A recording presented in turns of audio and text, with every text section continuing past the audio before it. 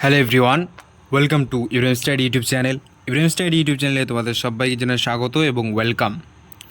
State medical faculty of West Bengal, তোমরা যারা exam দেবে ভাবছো, তোমাদের জন্য একটা ইম্পর্টেন্ট নোটিশ জারি করেছে। সেই ইম্পর্টেন্ট নোটিশে কী কী বলা হচ্ছে সমস্ত কিছু তথ্য আজকের এই ভিডিওর মাধ্যমে শেয়ার করা হবে। তাই বলছি ভিডিওটা প্রথম থেকে শেষ পর্যন্ত দেখো। যারা চ্যানেল নতুন ভিজিট করছো অবশ্যই চ্যানেলটি সাবস্ক্রাইব করো, পাশে থাকা বেল আইকন প্রেস করো।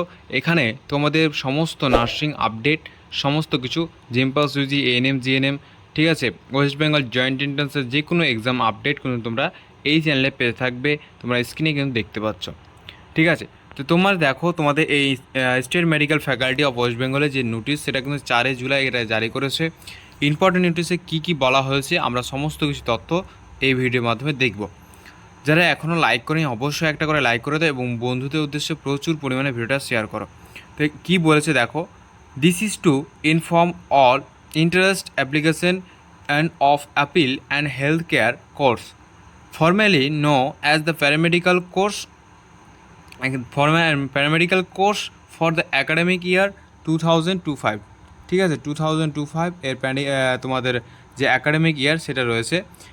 Offline SMFW entrance examination has been reschedule to Sunday.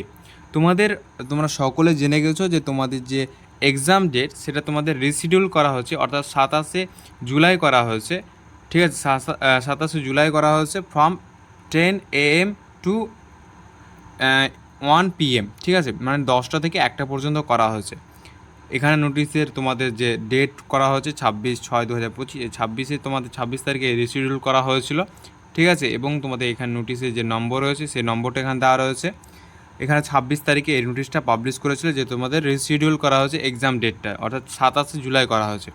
এবার তার নিচে কী বলেছে দেখো, in view of this the last date for submission of the new application has been extended to 15 July 2025। অর্থাৎ তোমাদের যারা নতুন অ্যাপ্লিকেশন করছো তোমাদের লাস্ট ডেট ছিল 4 তারিখ, ঠিক আছে। 4 তারিখের পর তোমাদের কিন্তু এটা রিশিডিউল করে 15 তারিখ পর্যন্ত করা হয়েছে, 15 জুলাই পর্যন্ত এটা কিন্তু করা হয়েছে। এখানে 15 জুলাই পর্যন্ত এটা করা হয়েছে, যেটা লাস্ট সময় হচ্ছে 15 জুলাই 5:30 পর্যন্ত, আপ টু 5:30 পর্যন্ত এটা ফর্ম ফিল আপ কিন্তু চলবে, ঠিক আছে। তারপরে তোমাদের কী বলে দেখো, which is the previously schedule to 4th, তোমাদের 4 জুলাই পর্যন্ত ছিল, ঠিক আছে।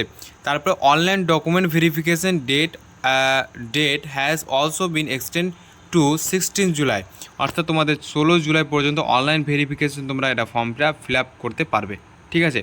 তারপরে কী বলেছে, ইনসার্ট টু 13 জুলাই, তোমাদের এই তোমরা এই ফর্ম ফিল আপটা 15 জুলাই পর্যন্ত করতে পারবে। রিশিডিউল করেছে তোমাদের, কিন্তু ফর্ম ফিল আপ ডেট কিন্তু বাড়িয়ে দেওয়া হয়েছে। আর তোমাদের ডকুমেন্ট ভেরিফিকেশান চলবে 16 জুলাই পর্যন্ত, ডকুমেন্ট কিন্তু ভেরিফিকেশান তোমাদের কিন্তু চলবে, ঠিক আছে।